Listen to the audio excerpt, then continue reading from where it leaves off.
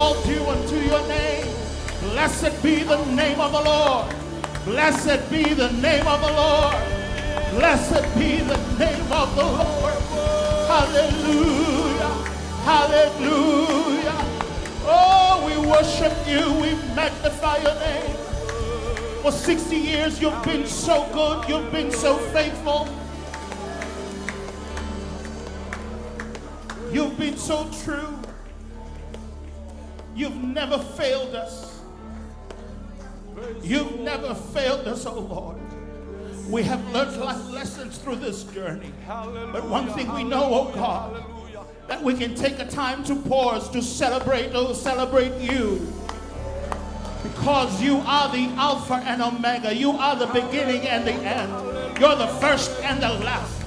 Hallelujah. And with this season, oh God, Father, we choose to magnify your name tonight.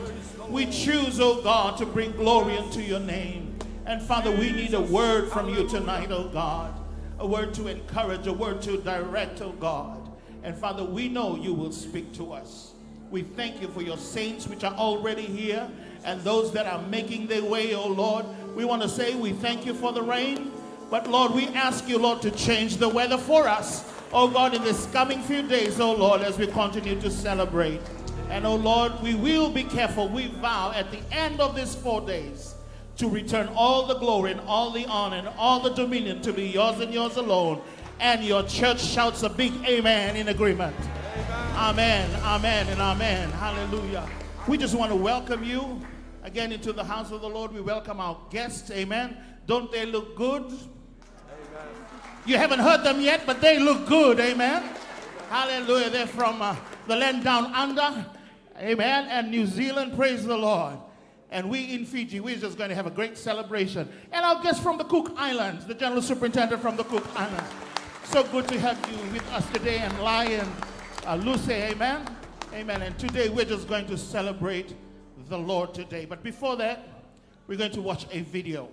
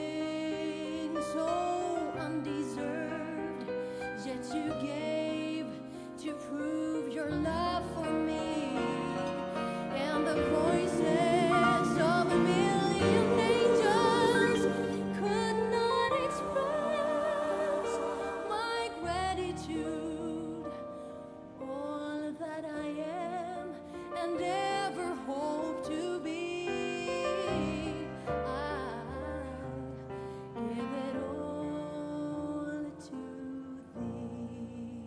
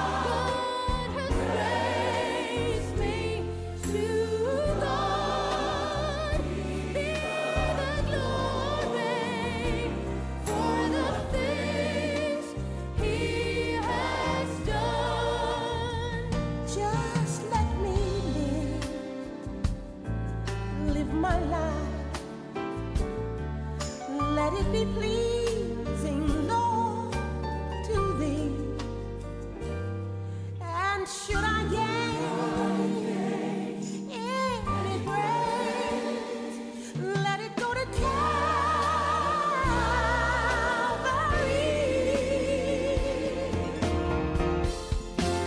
Oh, to God be the glory. Oh, to God be the glory. To God be the glory for the things He has done. With His blood, He has saved me, and with His power, God has raised me. To God be the glory for the things He has done. To God be the glory for the things He has done. Whoever you are, give God glory for everything that He has accomplished in our lives down through the years. Lord, we give you glory. We give you praise for what you've done, for what you're doing, and for what you promised. Over with His blood,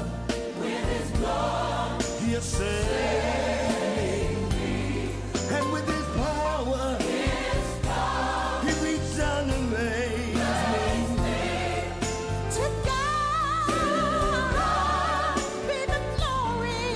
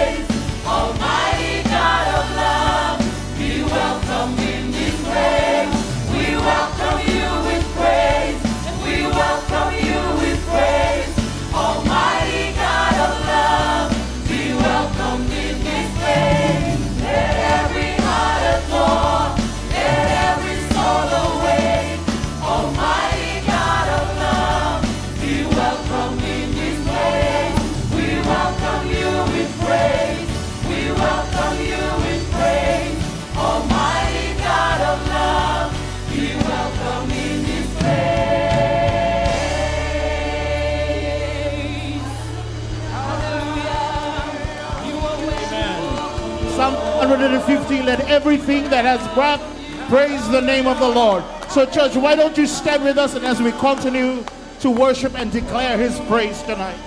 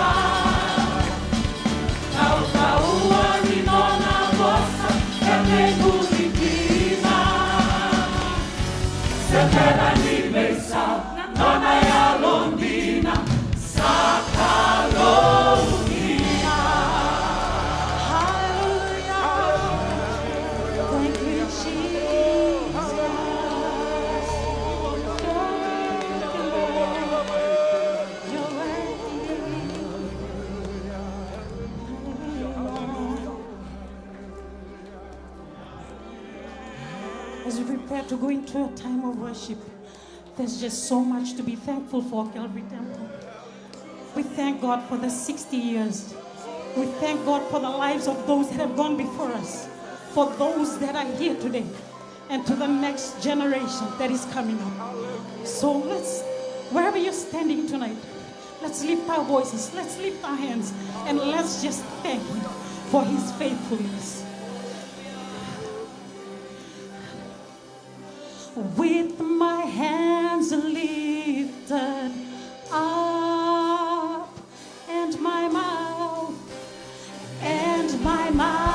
filled with praise, and with the heart of thanksgiving, I will bless Thee, oh Lord, with my hands and with my hands lifted up and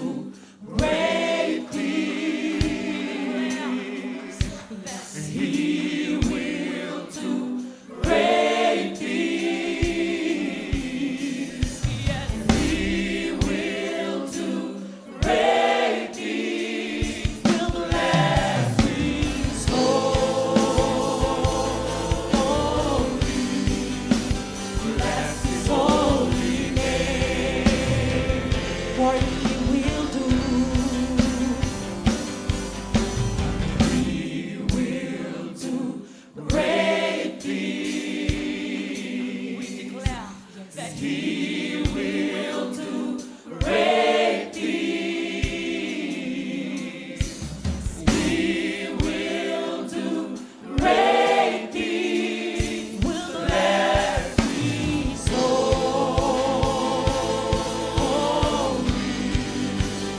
Bless His holy name. Hallelujah. Thank you, Jesus. We thank you, Lord. We thank you.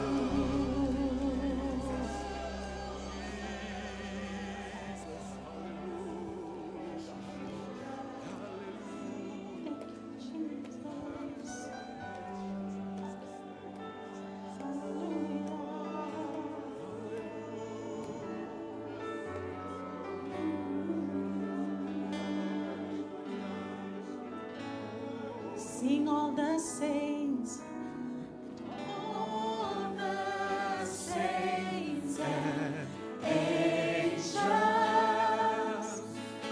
they bow before your throne. All the elders cast their crowns before the Lamb of God and sing all the saints. All the saints and angels, they bow before your throne. All the elders cast their crowns before the Lamb of God. Sing all the saints, all the saints and angels, they bow before your throne.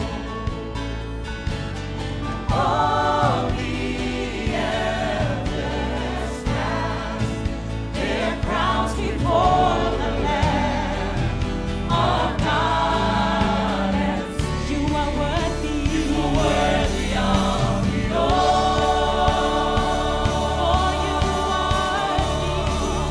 You are worthy of it all. For from you are all things, and to you are all things. You deserve the glory. Sing, You are worthy. You are worthy of it all. Sing, You are worthy. You are worthy of it all. Jesus. For from you are all things, and to you are all things. You deserve the glory. I exalt thee, I exalt thee. Come on, church, lift your voice. I exalt thee. Hallelujah. I exalt thee. I exalt thee. Oh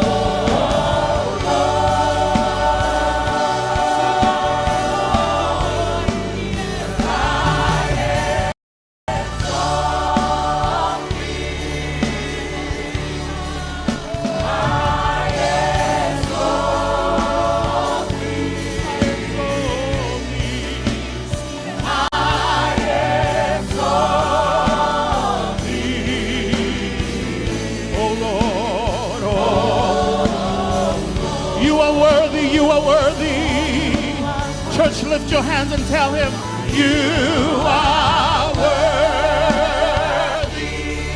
of all our praise. You are worthy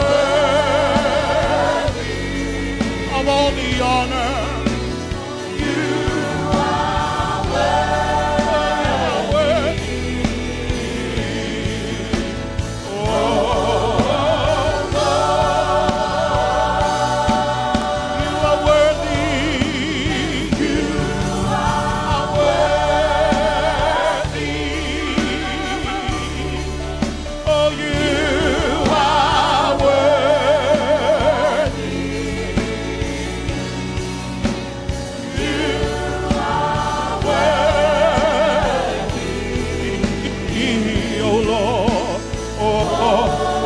Church, wherever you're standing, just lift your voice and just thank him. Hallelujah. Father, we give you glory. We give you praise. We give you honor. Hallelujah. Hallelujah. You are a great, wonderful, big God. Oh, sovereign in all your ways. Sovereign in all your ways. We exalt you. We exalt you. Moni rokovi, moni tokai, moni pagkakere. Hallelujah, hallelujah, hallelujah. Kema bilapeti kemoni, kema rokova na yalla moni turana. Hallelujah. Jesus, Jesus, move in this place, sweet Holy Spirit. Hallelujah.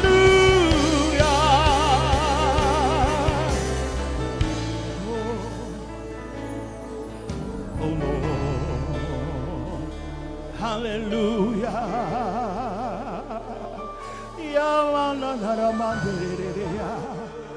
Hallelujah. Oh, sweet, sweet Spirit of God. Move amongst your people. Hallelujah. Dr. Jeff, yeah, we honor you. Oh, Jesus. I know your needs in the house today, but we're going to go to God in prayer. I want you to keep your eyes fixed on him. Not on your problems, on him.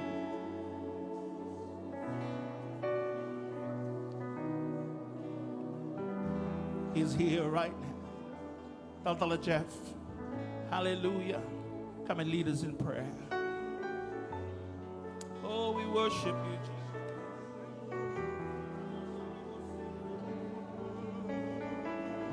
Hallelujah, hallelujah, hallelujah. Hallelujah, Lord. Hallelujah. Hallelujah. Father, we have gathered in this place tonight to come and worship you, to come and glorify you, and to give you the praise that you rightly deserve tonight. God, you have been faithful, a faithful God, a loving God, God full of grace, full of love, full of mercy. And this evening as we gathered here tonight, we come with our praises to offer to you. May you inhabit the praises of your people tonight. And as we reflect tonight on our journey,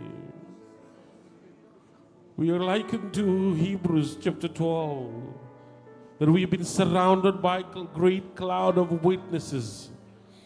They are cheering, they are calling out for us to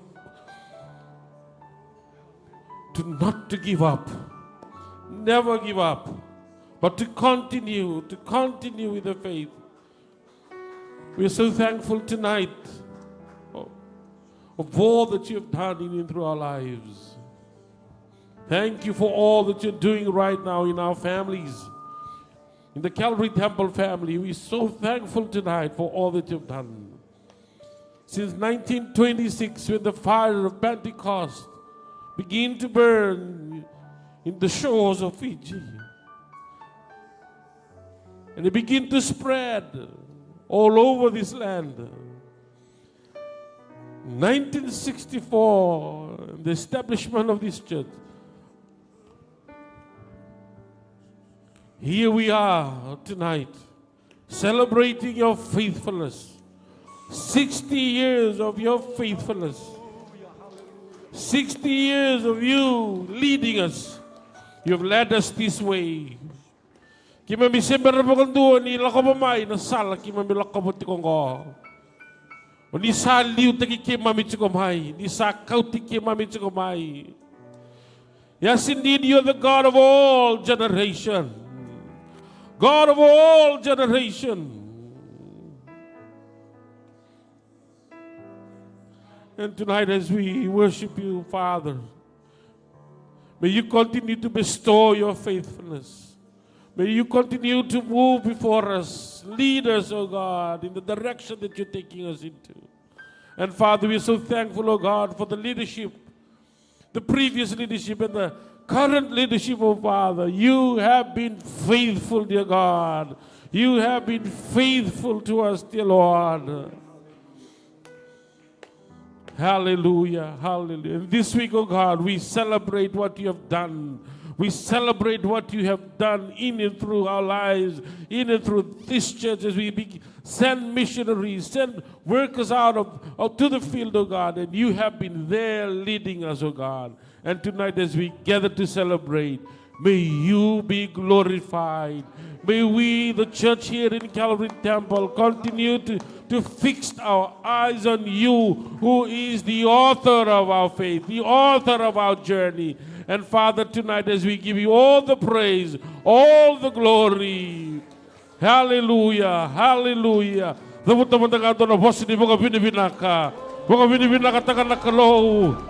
Labetan ng mo, baka binakatiki koya na bogit indai. Binakabogale mo na muni loloma, binakabogale mo na muni baka yazo kati ko beki mami. Be baka roko tekitsiko ngane da muni. Be bossa binakatekitsiko ngane da muni. Kaya mami masuk, kaya mami baka binaka, kaya mami baka tadambo. Sangat talinindo na yada ngay chisu, yado koya, meni mami sorondonu, kay bukang bulandina, indo nga. Amen, amen. You may be seated this evening. Asked to be here to do the video introduction this evening. Reverend Paul is a visionary and innovative thinker. He is passionate about serving a vision greater than his own. Over the past 6 years as state president, he has led ACC, NSW, and ACT over 330 churches through an extraordinary time, including drought, fire, floods, and a pandemic. Reverend Paul is passionate about training and coaching church leaders to unlearn old ways of doing things and relearn how to reach their community by being the church their city can't live without. Calvary Temple family, please welcome our speaker, Reverend Paul Bartlett. Thank you. Great to be here. How many of you, now that you're looking at me live, are thinking, who's that guy up there on the screen? He looks way too young. Eh? Not too much difference. Became a grandfather. How many of you, when I said I'm a grandfather, thought that guy's way too young to be a grandfather? How many of you thought that? Any? None of you. How many of you would be willing to lie just to make me feel a little bit better? That would help me. Terry would. Well, it's so great to be here. Pastor Moses, thank you for the invitation. It's really incredible. 60 years. Wow. Was anybody born in that year, 60 years ago? 1964? Anybody? None of you. You're all, one person there. Well, our church that we led for so many years, it's about 55 years of age now. My wife's father started the church, and I was a carpenter, a builder before I became a pastor. We call that the Messianic complex. In fact, when I was leaving the building industry as a carpenter, I was 30 years of age, or 33 years of age, 30 years of age actually, and they're looking at me, some of those guys, they're like, so hang on a second, you're a carpenter, you're 30 years of age, and you're leaving to go into ministry. Is that what you're doing? I said, yeah. Some of those guys said, well, just be careful for a wooden cross in 3 years' time. We just think that 60 years is incredible effort. it's more than, it's certainly God's grace, that's for sure.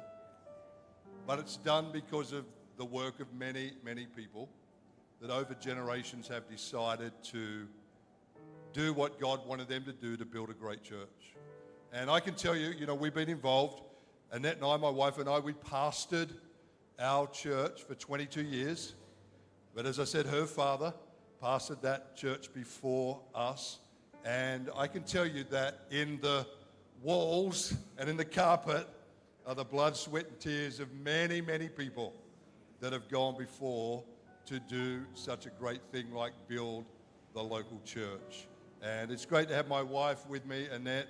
I was the builder, as I said, before I became a pastor. I married her while I was still the carpenter. And then after she married me, I told her I was going to go in ministry so that she would still stay married to me before. Her father was the pastor. I always say this, you don't need gifting or anointing, just marry the pastor's daughter. And so that's what I did. You hang around long enough and they eventually give you the church. We have been in our church up until we handed it over 15 months ago. We had been in our church for 44 years. We had never been in a different church. My parents brought me to what was Lighthouse in Wollongong, brought me there when I was 11 years of age. And I was there till I was 55 years of age. And so it's been an incredible journey. But I want to talk to you tonight about some things that have been on my heart for a while that God has stirred in me. And I know we're talking about more. And I know that we're this week going to focus on not only the fact that God wants to do more, but he's going to continue to do that like he has for many years. In fact, some of you, not all of us, but some of you will be here for the 100th anniversary. And you will be talking, you will testify to this moment that they will probably show that God did do more and is continuing to do more. But as I've worked with hundreds of churches, not only around Australia, and I have a couple of hats, I'm slowly getting rid of all the different responsibilities that I've had. My wife's very happy about that. But the last 12 years, I've led nationally in Australia over 1,100 churches and helping them reach their communities more effectively for Christ. In fact, that's my passion. I don't know what happened somewhere in my life. I grew up, in fact, the church that I inherited from my father-in-law, I would describe as this: a flag-waving, demon-busting, shofar-blowing church.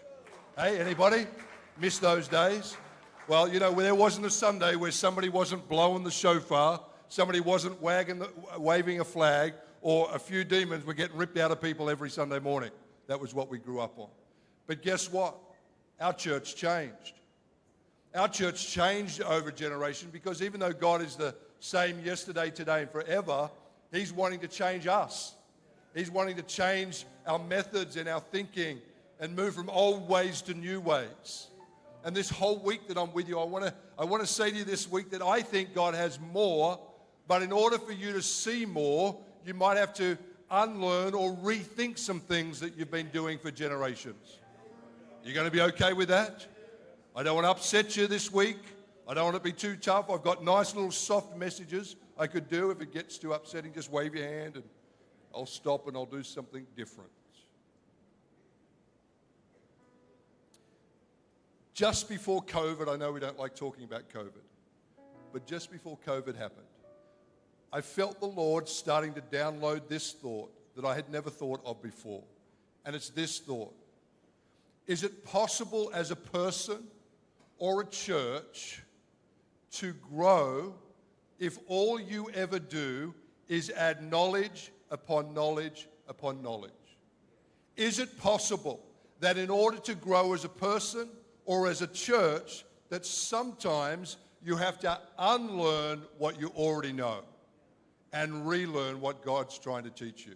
In other words, it's possible in life that the knowledge that you have to date is not the knowledge that God wants you to use to move you forward. And in fact, the knowledge that you have, and even sometimes the experience that you have, could block what God's trying to teach you today. And I started to think this thought. What if the church today, in order to achieve more, in order to do the more that God wants, what if it has to rethink a whole range of things? I'm going to make a big statement. For 20 years, I get to be with, thanks guys, for 20 years, I get to be with lots and lots of churches. And I get to talk to them and talk to pastors. And I've realized one of the blocks that I've seen in countries like this, in Australia, I've seen it in South Africa, I've seen it in the UK, I've seen it in America, and that's this, that we are called to build kingdom culture. But sometimes we confuse kingdom culture with our own culture. We get those two entwined, and we believe that our culture must also be God's culture. Sometimes yes, but not always. In Australia, we have a certain culture, and we do church a certain way. But I'm of the belief that God is constantly wanting to help us see things in new ways, in different ways. And we get threatened that the new is not like what we used to love and do. And so how's this? As I'm starting to think about this whole idea, rethinking, unlearning and relearning, I see this really interesting video on YouTube. And in a moment, I'm going to show it to you. It's not very long. It's 3 minutes, so I don't want you breaking out the lollies and the biscuits. We're not settling in for half an hour. It's just 3 minutes. But I want you to show it because it's called the backward bike. And this is what happens. A guy takes a normal bike and he reconfigures the steering so when you turn the handlebars left, the bike goes right. And when you turn the bike right, it goes left. You ever heard that saying, once you learn to ride a bike, you never forget? That's the problem with our thinking. We have grooves of thinking, ways of thinking that we've been doing for so long that we assume that's how God still wants us to think. And we've so established those thoughts that we almost never change them. And I want to show you this video as a little bit of a teaser to get you thinking or rethinking how hard it is to change once we've got an established thought in our brain. Are you ready to have a watch for 3 minutes? Let's just have a quick look. Hey, it's me, Destin. Welcome back to Smarter Every Day. You've heard people say it's just like riding a bike, meaning it's really easy and you can't forget how to do it, right? But I did something. I did something that damaged my mind. It happened on the streets of Amsterdam, and I got really scared, honestly. I can't ride a bike like you can anymore. Before I show you the video of what happened, I need to tell you the backstory. Like many 6-year-olds with a MacGyver mullet, I learned how to ride a bike when I was really young. I had learned a life skill, and I was really proud of it. Everything changed, though, when my friend Barney called me 25 years later. Where I work, the welders are geniuses, and they like to play jokes on the engineers. He had a challenge for me. He had built a special bicycle, and he wanted me to try to ride it. He had only changed one thing. When you turn the handlebar to the left, the wheel goes to the right. When you turn it to the right, the wheel goes to the left. I thought this would be easy, so I hopped on the bike, ready to demonstrate how quickly I could conquer this. And here he is, ladies and gentlemen, Mr. Destin Sandlin. First attempt riding the bicycle. All right. So the faster I go, the better. Yeah. I couldn't do it. You can see that I'm laughing, but I'm actually really frustrated. In this moment, I had a really deep revelation. My thinking was in a rut. This bike revealed a very deep truth to me. I had the knowledge of how to operate the bike, but I did not have the understanding. Therefore, knowledge is not understanding. Look, I know what you're probably thinking. Destin's probably just an uncoordinated engineer and can't do it. But that's not the case at all. The algorithm that's associated with riding a bike in your brain is just that complicated. I do not make definitive statements that often, but I'm telling you right now, you cannot ride this bicycle. You might think you can, but you can't. I know this because I'm often asked to speak at universities and conferences, and I take the bike with me. It's always the same. People think they're going to try some trick or they're just going to power through it. It doesn't work. Your brain cannot handle this. For instance, this guy, I offered him $200 just to ride this bike 10 feet across the stage. Everybody thought he could do it.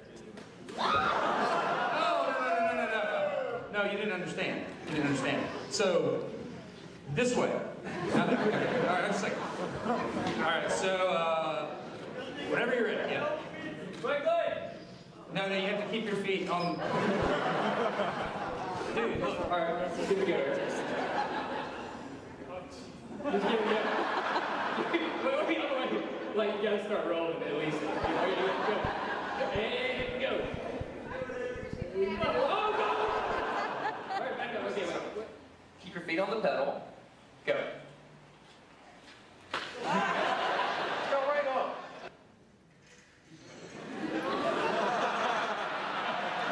Just keep your feet on the pedals.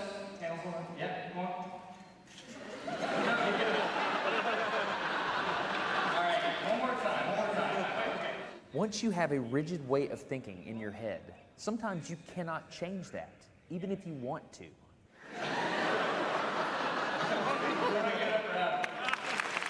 So here's what I did. It was a personal challenge. I stayed out here in this driveway and I practiced about 5 minutes every day. My neighbors made fun of me. I had many wrecks, but after 8 months, this happened. One day I couldn't ride the bike and the next day I could. It was like I could feel some kind of pathway in my brain that was now unlocked. It was really weird though. It's like there's this trail in my brain, but if I wasn't paying close enough attention to it, my brain would easily lose that neural path and jump back onto the old road it was more familiar with. Any small distractions at all, like a cell phone ringing in my pocket, would instantly throw my brain back to the old control algorithm and I would wreck. But at least I could ride it. Romans 12:2 says, "Do not be conformed to the patterns and behaviors of this world. Instead, let God transform you by changing the way you think." You know, most of my Christian life, I was brought up to be told that every change that happens in your life will be spiritual and happen from the heart. I can tell you that once you receive Jesus, something miraculous happens. Something supernatural happens and you become a new person. But according to the Bible, in order for you to become the person that God wants you to become, you and I have to let God change the way we think. The problem is that we have, through our education, through the way we've been brought up, the country that we live in, the people that influence us, we have created grooves of thinking that we believe are absolutely right, and they may well be, but I can tell you as a person, God is trying to get you to become more of who He wants you to be, but it might not be in some sort of supernatural encounter. It might be when you let God change your thinking. I know you don't believe me yet, I can tell. I went and got that bike made in Australia. Had a friend of mine who could do the same thing. And we took it round church after church. I took it round all of our regional towns in Australia and New South Wales. And I got pastor, because every pastor believed he could ride the bike. Every pastor. Particularly senior pastors. I would get them up on stage. And they, like we saw in the video, one after the other could try and do it, and they could not do it. And we can't do it because those channels of thinking are so strong. They're so determined. And you know what? That guy, if you go and watch that video, you go and see the long version of that video, he goes back after 8 months of learning to ride that bike the wrong way. He goes back to ride a normal bike. He can't do it because the groove of thinking has changed. In the last few seconds of that video, they show a shot of his little son on the bike. And it's worth mentioning that they reconfigured the little boy's bike. And did you know it only took him 3 weeks to learn how to ride the bike backwards? Which is why the Bible says, if only you were like little children. Because the older we get, the more established we get in our thinking. The more sure we get about what we're doing must be right. And we're less likely to ask God, God, is that still how you want us to think? You know, the Bible's got some pretty good examples of people that got transformed by the way they think. You know, if you take the disciple Peter, we all know Peter. What do we know about Peter? Peter thinks he's the man. He thinks he knows every answer to every question that Jesus is answering. Peter has got an ego problem. He's got a pride problem. And Jesus knew this, and he knew that in order to change Peter, he needed more than just an encounter. He needed a change of thinking as well. You know, I was a few years ago in Israel, and I was at the bottom of, you know, the Beatitudes, Matthew chapter 5, where Jesus is saying, blessed are those, blessed are those. I'm standing at the foot of that mountain, and I'm reading Matthew chapter 5, and I'm thinking about that scenario, what was going on. And here's a couple of things you should know that were going on. Number one, Jesus was speaking to a crowd, and while he's speaking to the crowd, he suddenly stops, he turns around, and he walks back up the mountain. But the Bible says he didn't announce it. He didn't say anything. He just turned. And we know by the scriptures that not a single person followed Jesus up the mountain. Not a single person. Do you know why that happened? Crowds don't do mountains. They're too hard. Why would we go up a mountain when we can just wait for Jesus to come back? We're not climbing up that thing. That thing's way too hard. But not the disciples. The Bible says that though nobody in the crowd followed Jesus, the disciples who weren't invited either, but were smart enough to know that wherever Jesus goes, that's where disciples go. So the disciples turn around, they get up to the top of the mountain, and Jesus starts to, well, it looks like he's teaching them, but he's not. He's getting them to unlearn decades of culture. I can prove it to you. Matthew 5:38. He turns to the disciples and he says, you've heard it said. In other words, it used to be like this, but now that I'm here, it's no longer like this. You've heard it said, an eye for an eye, a tooth for a tooth. But not now that I'm here, boys. I want you to think about that in a different light. I want you to rethink what you've heard for generations, and I want you to know that you should bless your enemies. Listen, everybody, that's not different, that's opposite. The disciples, as young as they were, had a scripture to justify that if somebody punches you in the arm, you can punch them back. And they had a scripture for it. Eye for an eye. And Jesus said, listen, you can't do that anymore. You have to unlearn all that you think. I often think about culture. Culture, good or bad, is like a boulder coming down a hill. See, the young disciples, probably in their late teens, they didn't really know why they believed an eye for an eye, a tooth for a tooth. That was given to them from generation after generation after generation. They did it because it was handed to them. I wonder how many things we do in Christian culture, never ever asking, is this what you still want to do, Lord? But because it's like a boulder rolling down the hill, handed from generation to generation, with nobody ever asking the Lord, Lord, is there another way you want to do this? My kids, we got 3 kids. Jordan, he's our eldest. He's 32 and he's single, so if there's any single ladies in the room, just my wife's taking names after the service. If you'd like to, we'll connect them up. You just need to know that if you fall in love with him, you have to move to Australia. That's the only proviso there. My second son, Caleb, he's 30. He's a builder. And my little daughter, my princess, Sophie. Sophie, who got married 15 months ago. You know, when your sons get married, that's fine, no big deal. But when your daughter gets married, I cried when my daughter got married. I thought, what man would take my daughter from me? And he's big. My son-in-law is taller than me, which means I can't push him around as much as I would like to push him around. And I think about my kids. See, I'm second generation.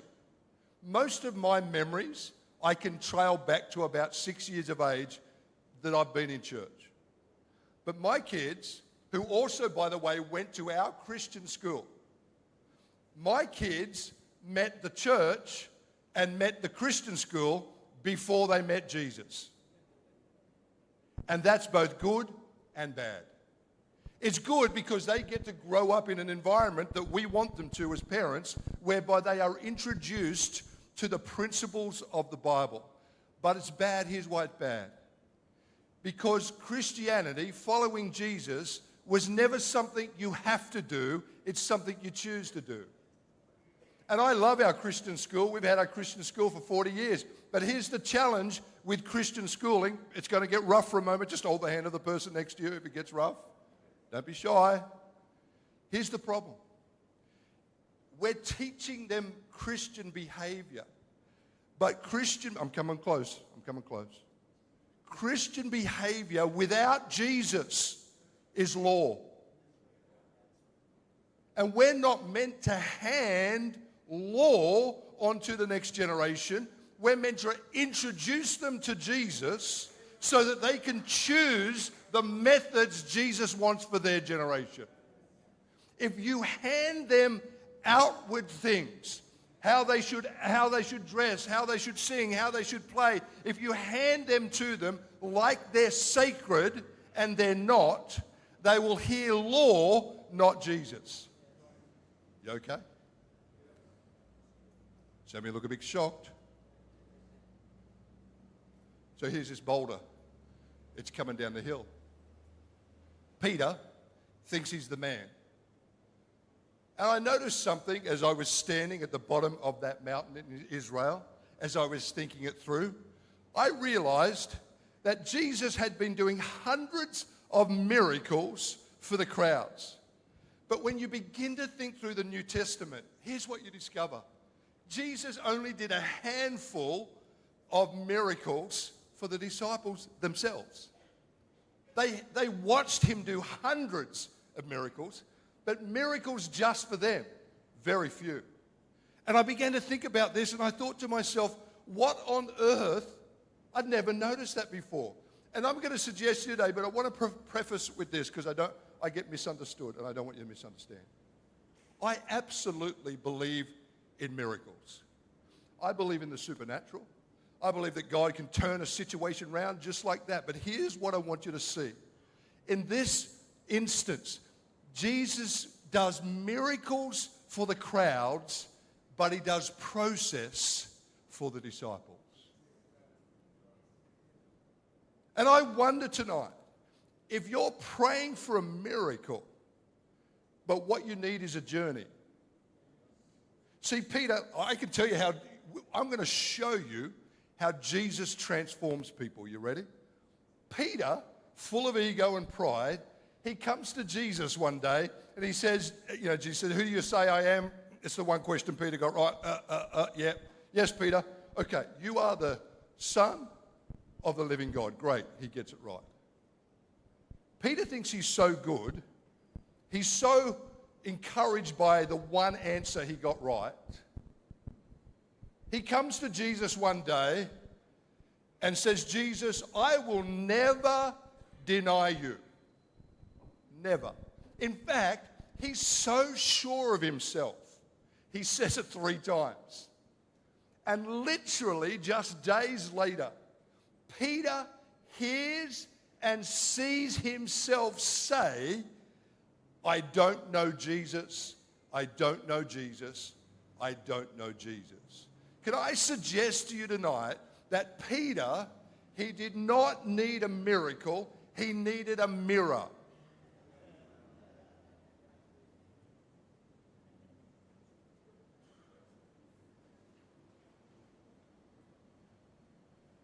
And I've realized in my life that there are patterns and behaviors and thinkings that I'm asking God to get rid of.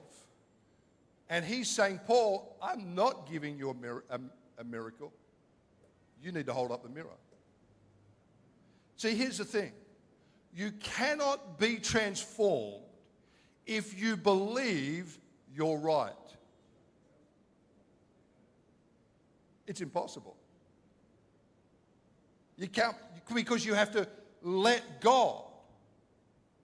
Let God. Let God say no longer. You used to think that way, but not this way. And we understand that in Peter's life, his transformation, him becoming more of what he was meant to become, him achieving where God wanted him to go, came not because of a miracle, but because he looked at himself and he said, I'm not the person I thought I was. You know, my beautiful wife here, we've been married 36 years. 36 years. Who knows my wife has the gift of long suffering? Right there. That's the gift she carries, to stay married to me. 36 years. You know, after 7 years of marriage, we were youth leaders. We were leading in our church. Our marriage got into difficulty, and we separated for about 3 or 4 months. I want to tell you this because it's important. I want to tell you, I used to tell my church all the time, I want to tell you because pastors are still human. We still get things wrong and don't do things right. So we're in this situation, and I think our marriage is not going to make it. The good news is you can tell it did, right? We made it. But here's the thing. I can go back to that day, and I remember seeing myself laying on the lounge room floor crying because I think my marriage is over. And I remember saying to myself as I'm crying out to the Lord, Lord, I am not the Christian man I thought I was. And in that moment, I began to be transformed.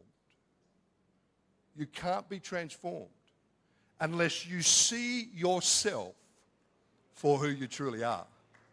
Once you see yourself, then God begins his work. And I want to say this gently. Some of you tonight are praying for a miracle, but you need a mirror.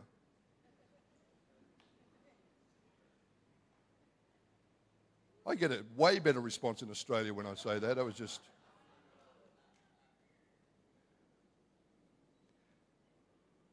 See, Peter heard something that perplexed him.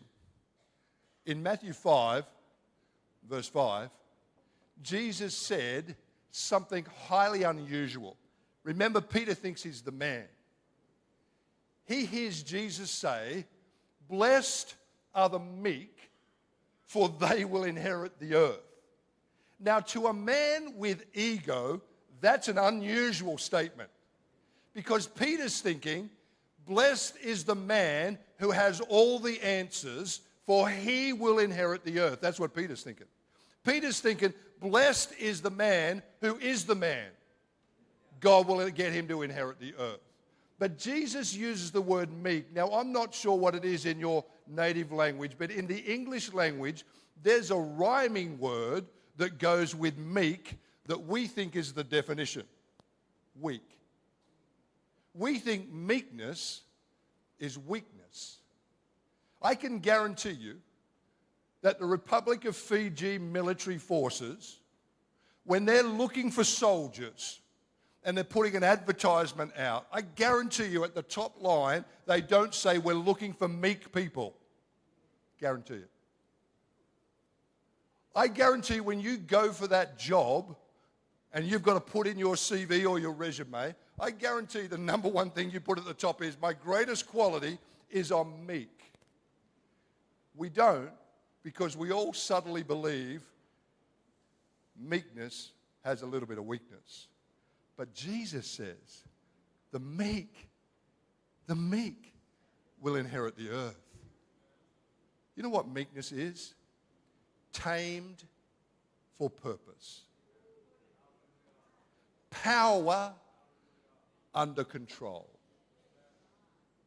Pastor Williams here, you know, he's a good friend of mine from Australia and we get along well. He's part Aussie now.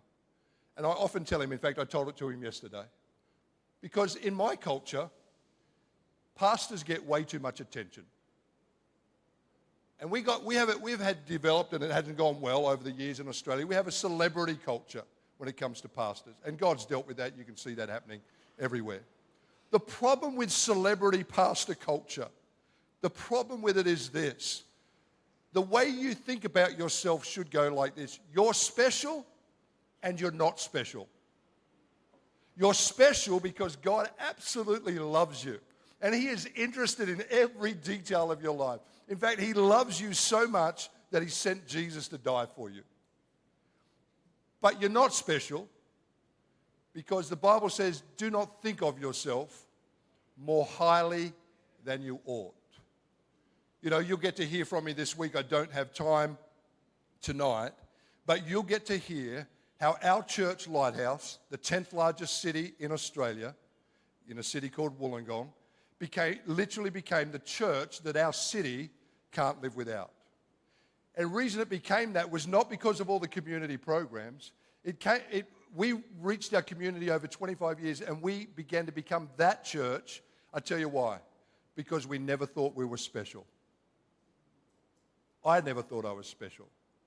I just thought, I'm a guy who met Jesus and I want to help you meet the same Jesus. And what I'm going to do is I don't need to be called this and I don't need to be called that. I don't need that title. I don't need that thing. And as we began to, it always amazes me that the pathway for God to rescue the world was to send Himself as a human. So God's plan to reach humans was to send a human in God form. How on earth did we make it so non-human?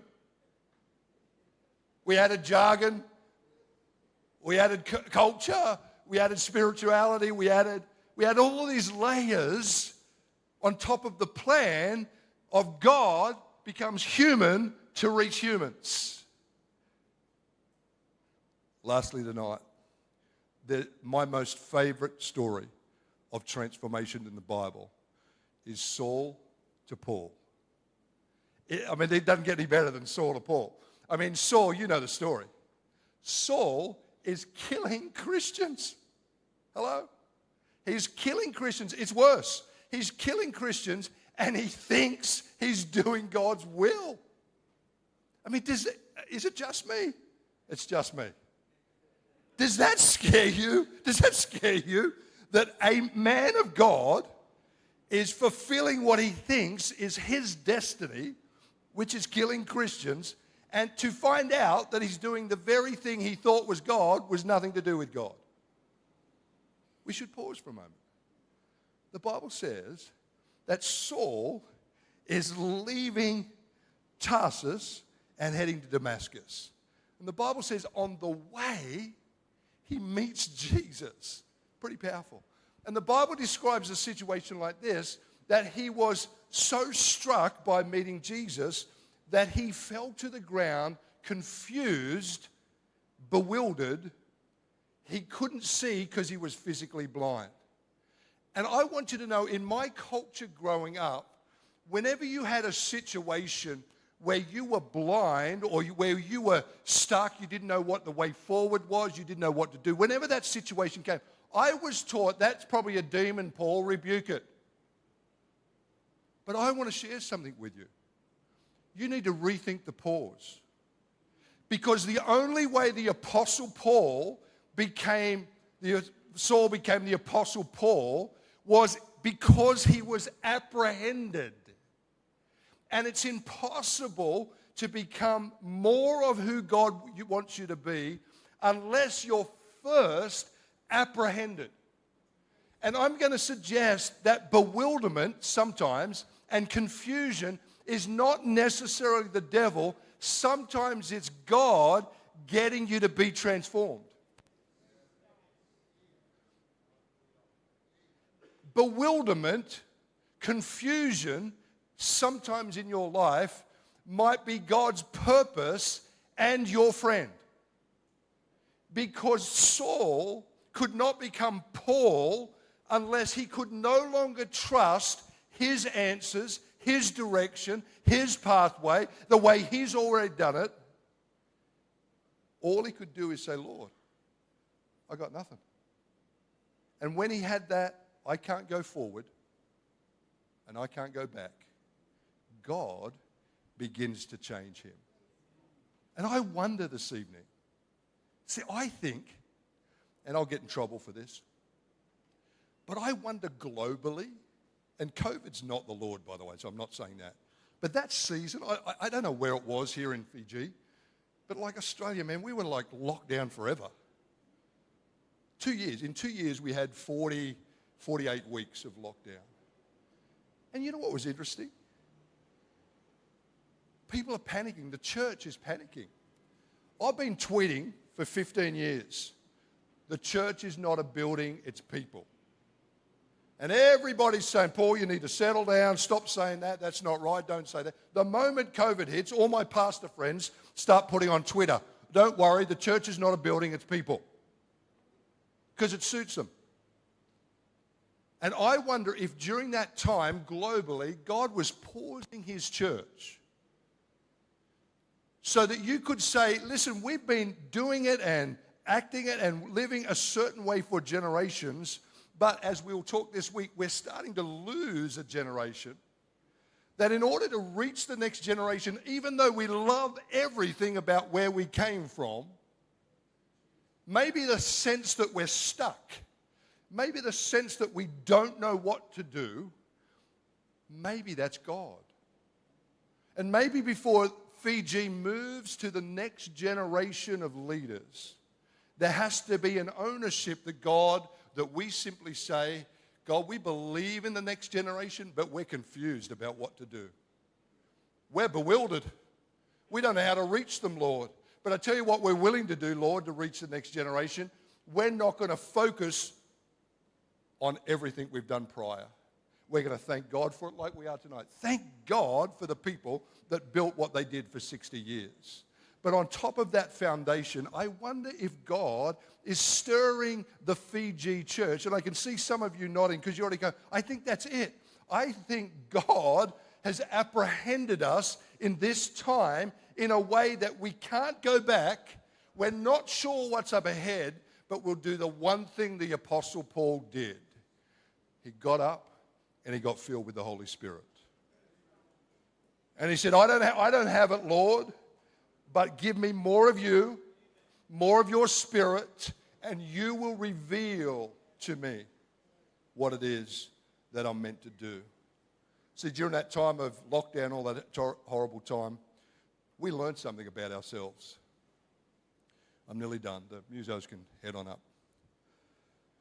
Certainly in the Australian church, we learn it. And that is that us pastors, we'd accidentally been teaching people that when you come to church on Sunday, you're being discipled. But you're not. This is a gathering. This is not discipleship. Well, I'm glad you're doing it. This is important. We should do this every time we meet, every Sunday. It's all good. But the myth that got busted during that season of apprehension was us pastors began to realize, you know what? I think we've been building a crowd, but not disciples. I think we've been going, this is the Australian church. I have a friend of mine who was a part of a big church, and he couldn't be a part of it any longer because they were turning 70% of their people over every 2 years. And the focus of everybody on staff was to make sure the church was full on Sundays. There was no energy or effort into making disciples. And I think that's one of the things that the apprehension of the church over these past few years, God has done. You know, one of the scariest things, I had pastors emailing me, and I had a guy from WA, and he said, Paul, I feel so sorry for you. You know, you're in New South Wales, you've had 48 weeks of lockdown. Perth, because it's like another planet. Perth, sorry if you're from Perth, but Perth had 2 weeks of lockdown. Oh, the poor things. 2 weeks they had of lockdown. He rings me and said, Paul, I just want to say we feel so sorry for you that you've had so many. I said, no, mate. I want to know, you need to know, I feel sorry for you.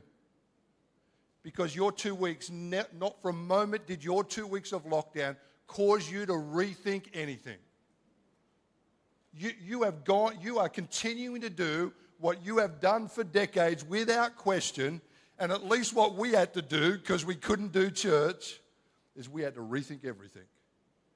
And I'm not here today to tell you what you should change and what you shouldn't. That's not my job. I'm just here to say you'd be surprised what God's trying to get you to unlearn. And you know what? Every time you go to unlearn something, it's like a wobbly bike. Freaks you out. And because it's so wobbly, you and I say to ourselves, let's just go back to the way we've always ridden it. But I can tell the churches that are for the next generation. I can tell the leaders who are for the next generation. Leaders who are for the next generation know that the road to an untried future is wobbly, different, and uncomfortable. That just comes with the territory. If you're ever willing to want to do something new, something innovative, or something different, then what's required is an uncomfortable, scary road that you've never been on, riding it in a way you've never done it. And I want to encourage you, I think, and I mean it because I've been across all sorts of denominations in church, I reckon God is apprehending his church in a way that he's going to do something new. He is going to do more, but he's trying to get here. Trying to get through that noggin of ours. Come on, guys. Think differently, think differently. What used to serve you may not serve you for the future. I wonder tonight if there are people here who feel a bit stuck. You've been praying hard. In fact, why don't you stand this evening? I might get the musos to come on back up. Can I just get this out of the road, though? Would you mind standing? I don't know if that's a thing you do. But let's do it anyway. That's something new. There you go. That's a wobbly bike right there. Stand at the end of the service. I'll just quickly mention these. Rethink It's here. Unlearning how you think to reach a changing world that's thinking less about church. I'll talk to you this week. As the chaplain, I was the chaplain for 17 years for an NBL, so like NBA, NBL basketball team in Australia. And the problem with that was I kept inviting them to church, which in hindsight was foolish, because they play basketball on Sundays. They could never come to church. So I had to rethink my model of reaching people to Christ. I had to rethink, and I learnt this, that we've got to start discipling people not from the day they come to church, but from the day we meet them. And God's called you, just like I said earlier, God's called you to make disciples. You are a disciple, but you're also called to make disciples. And that's not just the job of Pastor Moses and his team. That's the job of every Christ follower along the way. And lastly, thank God it's Monday. Sunday's Not Enough is the title of this book. This is the story of how Lighthouse, my church, became a church that nobody ever knew. Fast forward 20 years, 73% of our community, when asked, what do they think of when they hear the word lighthouse? If you've been to Wollongong, it has 2 physical lighthouses, white buildings with tall white lights. The answer to that question, what do you think of when you think of the word lighthouse, should have been the 2 tall white buildings. 73% of our community said Lighthouse is a church that helps people. 73% of our community said that. That's the story of how we turned our church from facing the pulpit to facing the people. And we saw more people come to Christ during the week than we did it on Sundays for the last 10 years. So we're going to talk about that. Those 2 there, if you want to do it. But I'd love to pray for you tonight. Because if you're human, and I can tell you are, then you probably feel stuck sometimes. If you're at least normal like me, then you will definitely think from time to time God has abandoned you. If you're remotely human, and you've been following the Lord for years, but you feel like God has become distant, then I can tell you, somehow in God's economy, He allows for it. He's never left, He will never leave you, and He will never abandon you. But there's something about our humanness that makes God feel far from us. And I want you to know tonight, I believe God's going to break through in your life. I believe 2 things are going to happen this week. And I love the title of More, because more won't happen unless you unlearn some old habits. More won't happen unless you hold the mirror instead of keeping asking for a miracle. And you say to yourself, I am not the man, I'm not the woman, I'm not the teenager that I thought I was. Lord, help me. I see it now. And as your eyes are closed, come on, just close your eyes. I just wonder, would you be honest enough to say tonight, yeah, I need prayer. I'd like prayer, somebody to agree with me, not just for a miracle, but almost as a statement that you're going to say, God, I say this tonight, I'm going to let you transform me. God, I'm willing to admit that my kind of thinking may not be the kind of thinking that you want me to have. And in that act of surrender, you would experience the power of the Holy Spirit. Just like the Apostle Paul did. Though you feel blind, stuck, you know you can't go back and you're unsure of the future, you would experience the filling of the Holy Spirit just like the Apostle Paul did. For the new work, for the new day, for the new opportunity that God has for you this evening. Would you just be willing to raise your hand and say, that's me tonight? Just in faith. Do it in faith tonight. Praise the Lord.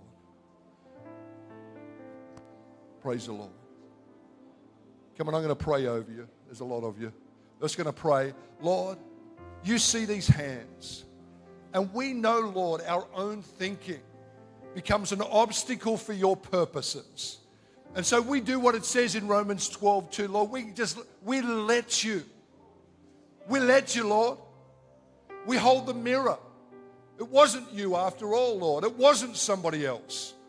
Somebody doing it to us. Lord, we realize tonight we were doing it to ourselves. Our ego, our pride, our old thinking, our cultural bias. Lord, some tonight, I just feel like the Lord said this, it's not even some that need to rethink. Some of you tonight have never bothered to ask the question, is this still how you want me to think, Lord? You're just thinking in ways that somebody handed to you culturally or generationally. Father, I pray that your Holy Spirit would just move across this meeting tonight in Jesus' name. I pray, Holy Spirit, that you would certainly do something in the minds of people, but I pray, Lord, that you do something supernatural in the hearts of people as well. I pray that this week, Lord, would be a significant week. Those that are looking for answers will begin to see things again like they've never seen it. I pray in Jesus' name. Amen. God bless.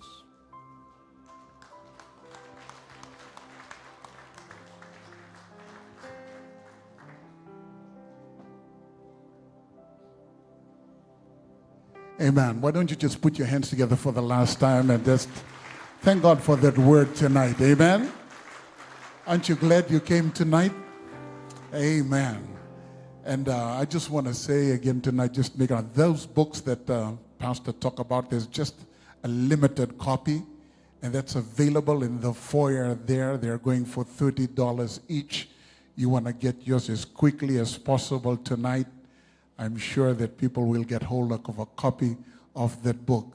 Tomorrow our sessions begin in the morning tomorrow at 8:30 is our worship session tomorrow, and then we go right into the session. So please invite someone who hasn't registered, who couldn't be here tonight, and just come expecting a change, a transformation. Amen. Turn again to the person next to you and say, I'm glad I came tonight. Say to the other person on the other side as well. Amen. Amen. Keep standing as we bring this service to. I need to make a few announcements. Just those of you who are going to ride by buses, there'll be buses that are parked up the road. Those are buses that are headed to Lemmy and Tamavua. The buses that are headed to all the way to Nosori and your buses will be parked down at the main bus station. And down here, down the road, the bus station down the road is for buses that will be going through Samambula and then on to Rewai, Rewanga, and Vatuanga. So for Lemmy and for Tamavua, your buses will be parked at the Tamavua bus stop. Hey, praise the Lord. Can we just sing one more song as we finish off tonight? And we'll ask this worship team tonight to lead us in a worship song, and we'll bring this to a close tonight. Amen. Hey, we serve a good God and a faithful God. Amen. Amen. Thank you, Pastor Terry. Amen. Fill me up until I Overflow every day of my life.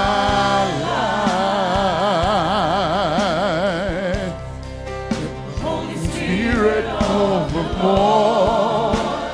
All we need is you. Lead me, oh Lord. Fill me up until I overflow every day of my life. Holy Spirit of the Lord, all I need is you. Lead me, oh Lord. If Sinai kavu ambale tu, ebe singa kevena shisu, yalo tambu ni kalo, ang revi ke muni.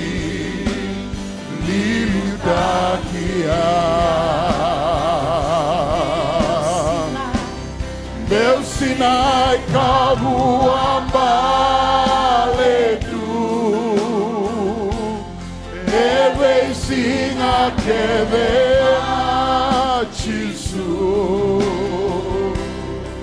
e alo tambu ni kalo, ang revi ke muni.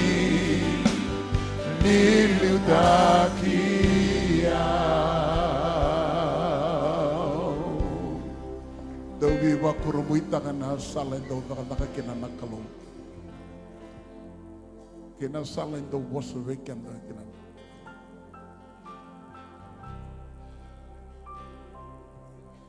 Do was nakalo ni kawita kana nonday lakola.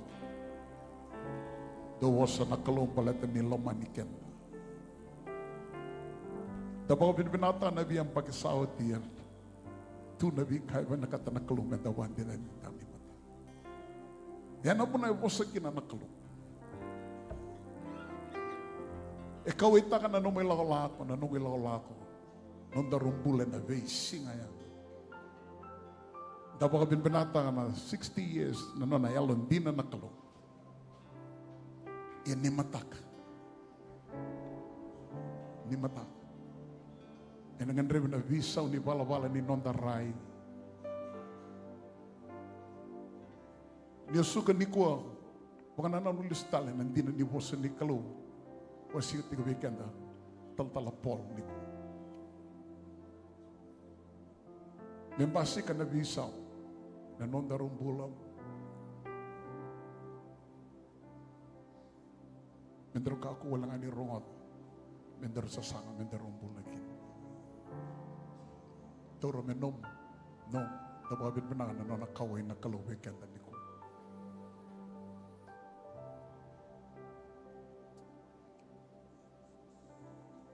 Ito gusto mo na maso.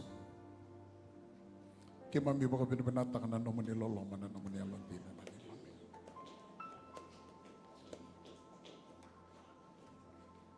Nindo wasawe kaya mami ni ko ni kaway ta ka na naman nisong-songkulin nilot.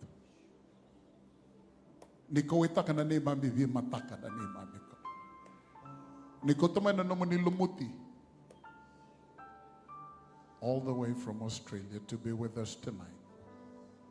To share with us what you've laid upon his heart. Because you care for your church.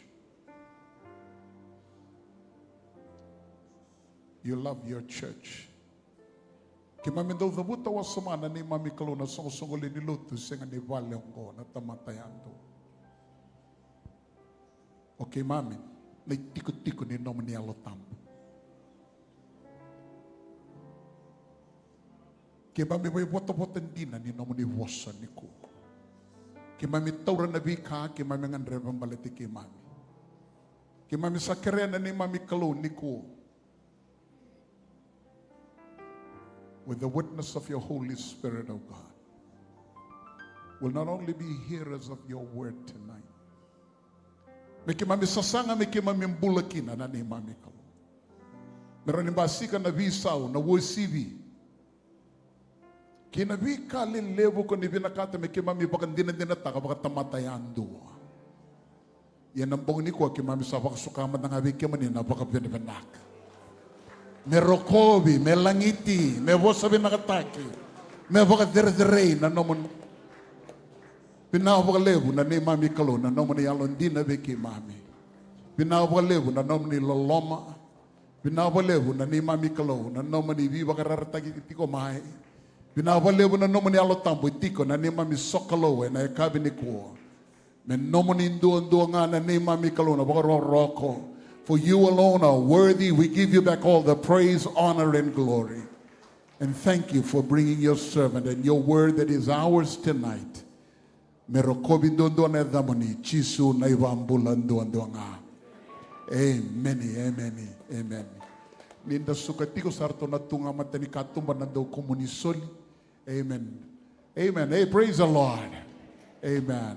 Binawale mo ng ngole mai wakalong ategi kanda naturanga. Walu na kaloka na matali ni mataka. Vima mani walu sa sanga mo tigo ina kebakaw sember ni register tigo na tambaroy dake. Ngole ni kina sa sanga mendoya ni beko.